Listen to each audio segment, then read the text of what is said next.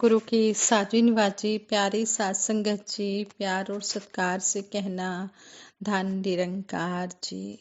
सबसे पहले सतगुरु माता जी, निरंकारी राजपिता जी, निरंकार दातार, आप सत्संगत माँ का दासी शुक्राना करती है, जिनकी अपार कृपा से हम सबको यह सुनहरी अवसर मिला है आशीर्वाद लेने का।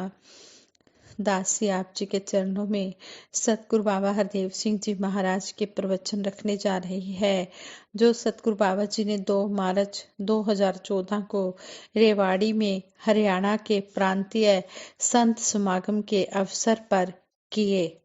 सतगुरु बाबा हरदेव सिंह जी महाराज ने अपने विचारों द्वारा हमें समझाया है। महापुरुषों, संत जनों, गुरु पीर पैगंबरों ने ये संदेश दिए और चेतावनियां भी कदम कदम पर दी कि हे इंसान, ये समय बहुत अमूल्य है। ये समय तो चलता रहेगा, लेकिन तू नहीं रहेगा। इस संसार में तेरा आना अगर है तो तेरा जाना भी निश्चित है। तेरा जन्म हुआ तो फिर इस संसार में एक दिन जाना भी है। आए हैं सो जाएंगे, राजा रंग फकीर कि यहाँ पर जो आता है वो जाता भी है। ये वजूद तेरा जिस्मानी, ये हमेशा रहने वाला नहीं है। श्वासों की ये लड़ी हमेशा चलती नहीं है, कहीं ना कहीं अचानक इसमें ठहराव आ जाता है और फिर तेरा सिलसिला बनेगा कि अगर तू इस सच्चाई से वंचित रहा श्वासों के रुकने तक, तो फिर ये पूर्ति होने वाली नहीं है। इसलिए तू अभी ही जाग जा, तू अभी इस गफलत की नींद से जाग जा।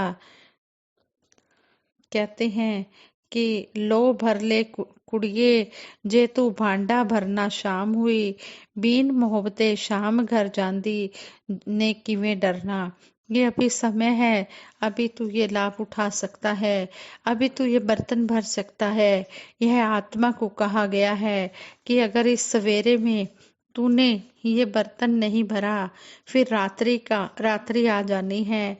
जैसे कहते हैं कि 4 दिनों की चांदनी फिर अंधेरी रात है, कि शाम हो गई है जब जीवन की, तो फिर तू क्या करेगी कि अजे एडा तेरा काम कुड़े, की कर लेना उस दम कुड़े, जद कर आए मेहमान कुड़े।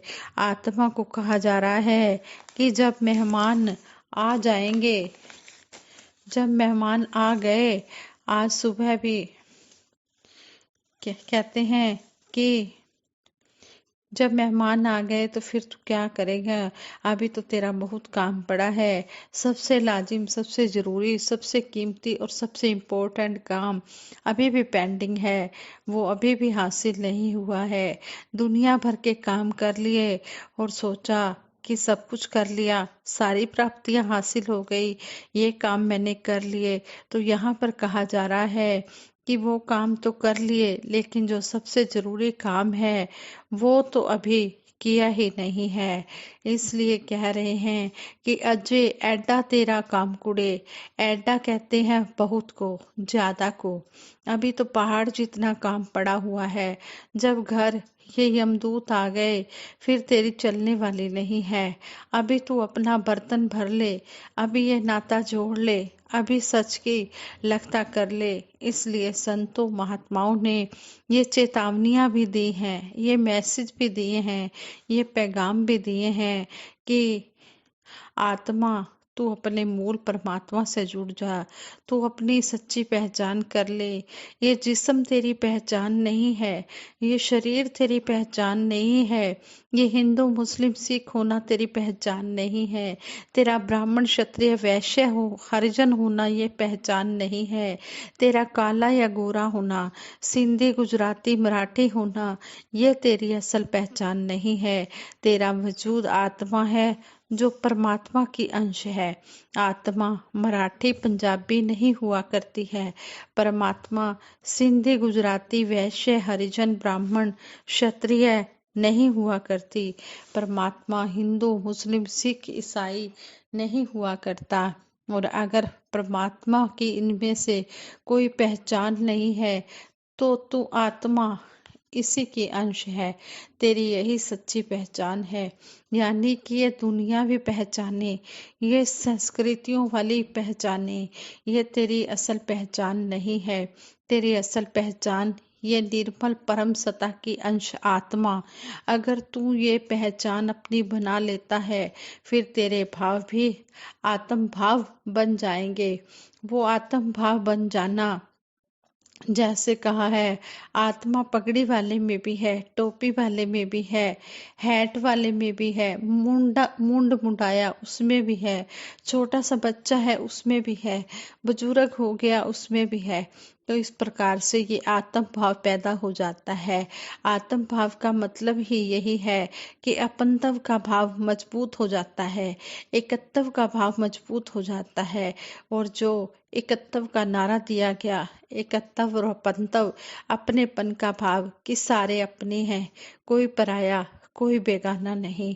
मैं मालिक का बंदा, ये मालिक का बंदा, तो हम एक ही परिवार का अंश हैं।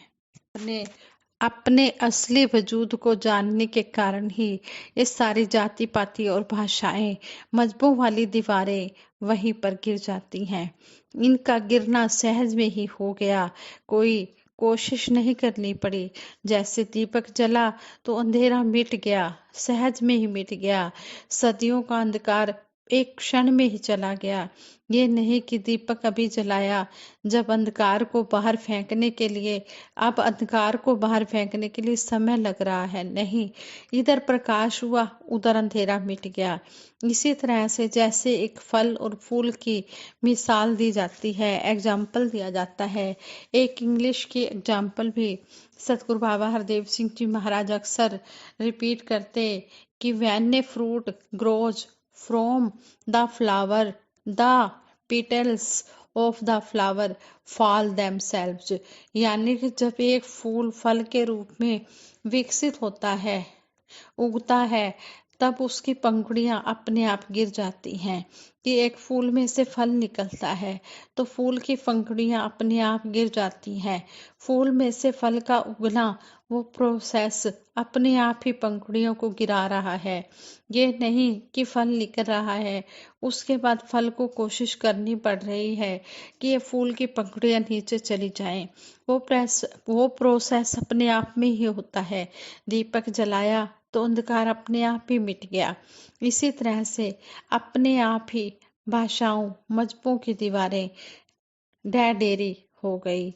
इस तरह हमें सतगुरु समझाते हैं कि हमारी जो नजर है वो हमेशा अच्छाई को देखे, अच्छाई को धारण करे।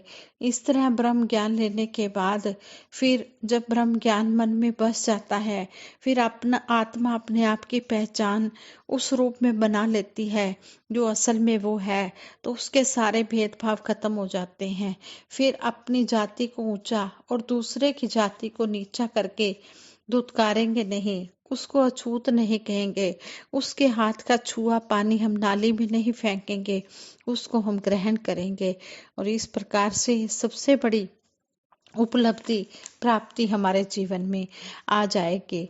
इस तरह हमें समझाते हैं कि जो कल तक दूसरे को नीची दृष्टि से देखता था, जब ब्रह्म ज्ञान जीवन में घर कर गया, इस आत्मा ने परमात्मा की पहचान कर ली, तो आज सबको ऊंचे लेवल पर देखा जा रहा है। इस प्रकार की इस प्रकार का जो ये बदलाव है, ये जीवन में जब आ जाता है, फिर हर मुल्क में रहने वाले हर इंसान के जीवन में घट जाए, तो वाकई ही ये धरती जन्नत बन जाए, ये धरती स्वर्ग बन जाए। तो इस तरह ब्रह्म ज्ञान लेने के बाद ही सोच बदलती है, भाव बदलते हैं, अच्छाई मन में प्रकट होती है। तो इस प्रकार से संत जन, महापुरुष हमेशा से यही मैसेज, यही पैगाम दिए चले जा रहे हैं, यही अलर्ट किए जा रहे हैं, ताकि हर इंसान अपना भी और औरों का भी भला करने वाला बन जाए। इस प्रकार से संतों, महात्माओं, गुरु पीर पैगंबरों ने जो पैगाम दिए, आज भी वही मैसेज दिया जा रहा है, कहीं और उलझाया नहीं जा रहा है। जैसे सतगुरु बाबा जी ने कहा गल समझ लई ते फिर रोला की, राम रहीम ते मोला की। जब बात समझ में आ गई, जब ये ब्रह्म ज्ञान जीवन में घर कर गया, तो फिर कोई भी भेदभाव, कोई फर्क नहीं रह जाते। फिर सभी अपने लगने लग जाते हैं, फिर कोई बेगाना नहीं लगता, फिर अपनत्व की भावना आ जाती है। यहाँ पर बात यही हो रही है कि जो प्यार का जहान बसाते हैं, वो ही वाकई में इस सच्चाई को जान लेते हैं। जो सच्चाई को जान लेते हैं कि इंसानियत ही सच्चा धर्म है, इंसानियत में दया होती है, करुणा होती है। इस सत्य से नाता जोड़कर अपनी असल पहचान जानकर वही पहचान बना लेते हैं, और फिर सच्चे धार्मिक बनकर इंसानियत के धर्म को बनाकर ये दुनिया में ठंडक स्थापित करते चले जाते हैं। जो संतों महापुरुषों का स्वभाव होता है, वो चंदन की तरह शीतल स्वभाव वाला होता है। यही भगत हर मन में ये भरने के प्रयास करते हैं कि ये भगत, ये संत, ये परोपकार करते चले जाते हैं। छोटे छोटे बच्चों में भी यही संस्कार भरे जाते हैं इस मिशन में। छोटे छोटे बच्चों को भी किस तरह से बाल संगतों में भी श्रवण किया जाता है, जहाँ छोटे छोटे बच्चों को भी यही संस्कार दिए जाते हैं।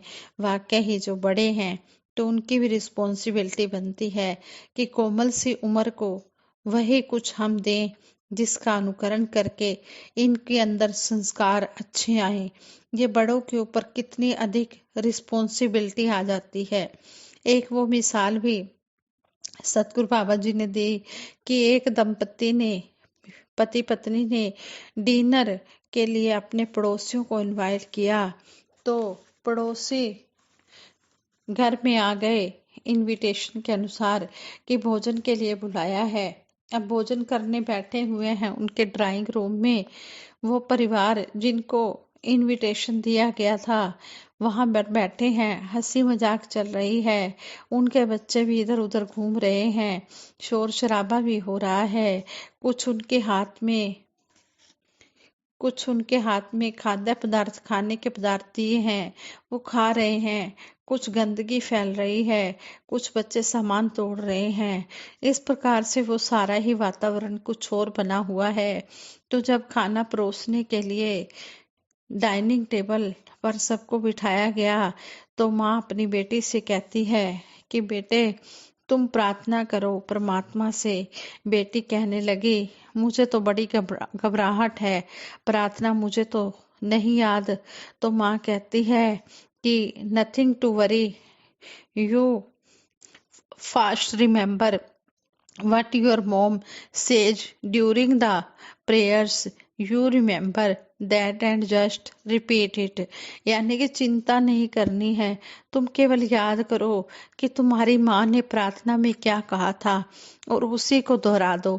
तो बेटी कहती है, अच्छा तो बस क्या वही कहना है? हाँ, बस यही परमात्मा को संबोधित करके कहना है। तो जब खाने की टेबल पर सारे बैठे और प्रार्थना का समय आया, तो बच्ची एकदम से बोलने लगी कि आई एम गोइंग टू से a prayer what my mom says and she said, oh God why I invited all these people in my house for dinner। यानी कि जैसा कि मेरी माँ ने कहा है, मैं एक प्रार्थना करने जा रही हूँ, और उसने कहा, हे प्रभु, मैंने इन लोगों को अपने घर खाने पर क्यों आमंत्रित किया। यानी कि वो बच्ची ये प्रार्थना कर रही है कि हे परमात्मा, मैंने काहे को इन सबको अपने घर में बुलाया जो शोर और गंदगी ही डाल रहे हैं।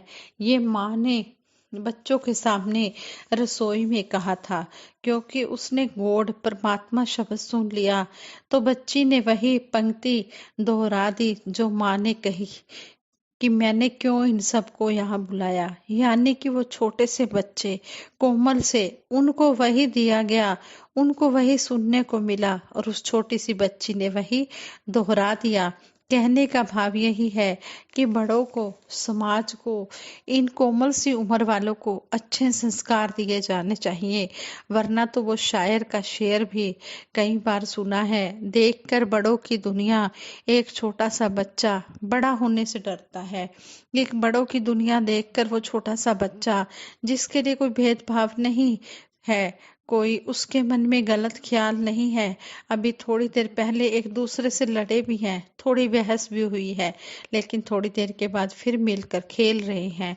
और वही बच्चा जब बड़ों की दुनिया देखता है तो देखता है कि किस तरह से वह उस बात को अपने मन में बिठा लेता है।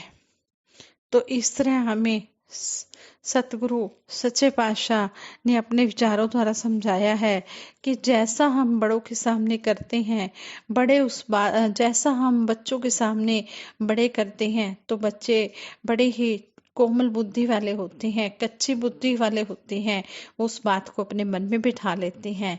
इसलिए हमेशा हमने बच्चों को अच्छे ही संस्कार देने हैं।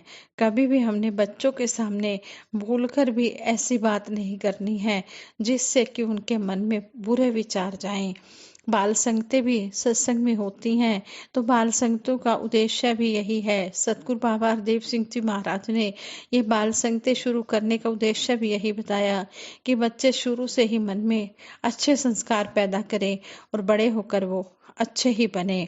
इस तरह सतगुरु बाबा जी ने कहा कि ऐसी कोमल उम्र वालों के मनों में भी क्या भरा जाता है, क्या भरा जाता है, दूरियां पैदा की जाती हैं, घृणा पैदा की जाती हैं। किस तरह से उनके मन में जहर भरा जाता है कि एक स्टूडेंट के पेरेंट्स, उन्होंने प्रिंसिपल को रिस्पेक्ट की, उन्होंने प्रिंसिपल को कहा, रिक्वेस्ट किया कि हम देखना चाहते हैं कि हमारा बच्चा जिस बस में बैठता है वह उस बस में कहाँ बैठता है और कैसा वो क्लासरूम का वातावरण है, हम देखना चाहते हैं। हम अंदर नहीं जाएंगे, डिस्टर्ब नहीं करेंगे, जस्ट डोर स्टेप, केवल हम बाहर दरवाजे से देखेंगे और वापस लौट आएंगे।